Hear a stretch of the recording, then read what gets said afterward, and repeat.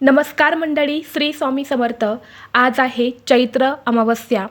आपल्या हिंदू धर्मामध्ये चैत्र अमावस्येला विशेष महत्त्व दिलं जातं, कारण या चैत्र महिन्यामध्ये आपण चैत्र नवरात्री साजरी करत असतो.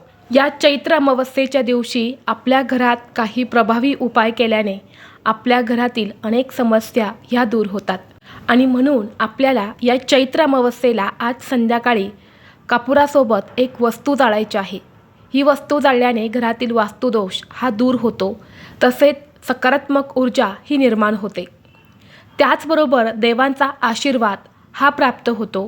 घरातील वाद विवाद, क्लेश, पितृदोष हा दूर होऊन लक्ष्मी घरात वास करते आणि घराची, मुलांची व तिची प्रगती व्हायला सुरुवात होते.